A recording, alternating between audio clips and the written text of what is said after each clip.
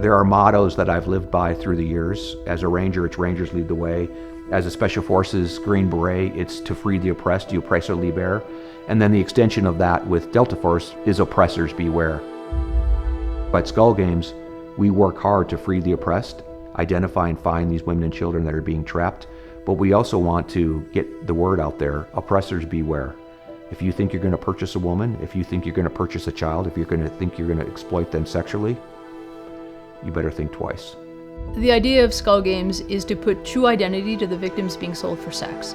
So what that looks like is me and my team, we're looking for the sort of signs and indications within the escort ads that the pimp is making that we believe that this woman or girl, in some instances, is being sold for sex.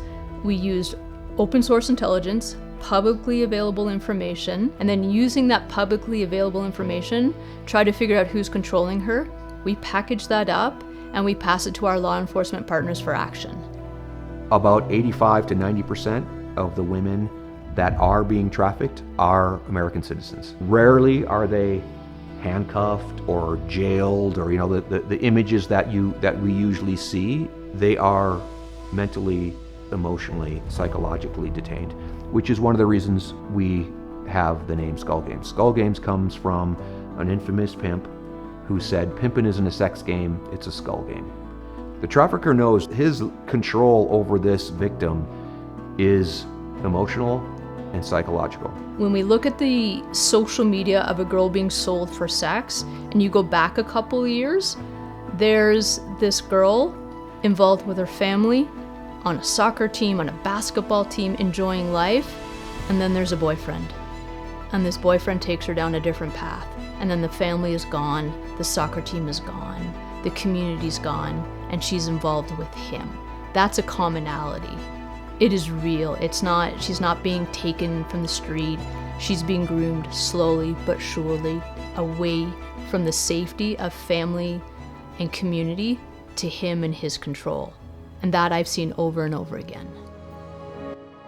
A couple years ago, we began experimenting on bringing these sex trafficking survivors to jiu-jitsu sessions to help them remap the neural pathways that have been developed with their abuse.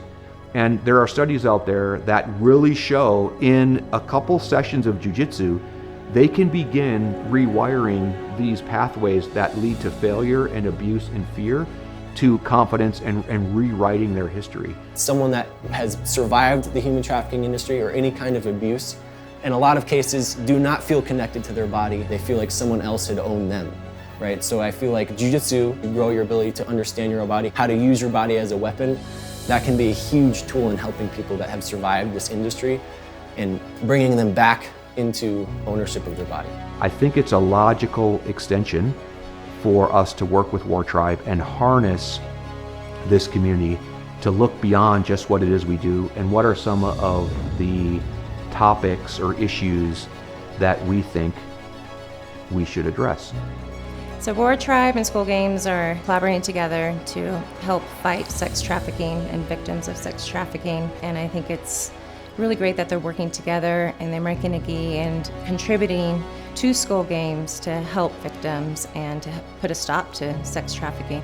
Parts of the funding for this, for your purchase, goes in directly into counter trafficking.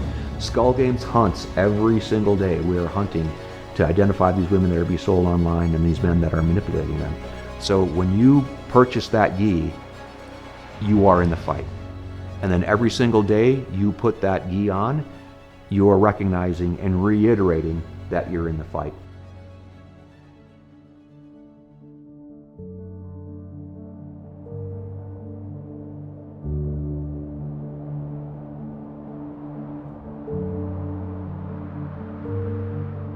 So as this campaign with War Tribe and Skull Games grows and we see more of these gis out there and wherever else we go into this campaign with rash guards and shirts and hats, I'm telling you, that is a signal to these women and kids that are trapped. And if we're very intentional about helping them recognize and understand, this is what this means.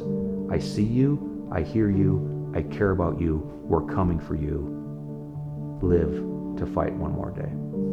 I get goosebumps just thinking about the day that there will be hundreds and thousands of men, women, and children that are suiting up for jiu-jitsu one day, and they're putting this gi on, and they're already getting that sense of pride and that sense of honor, and they tie that belt and they look down at the Skull Games patch and they recognize and identify and just think about the fact that they're a protector.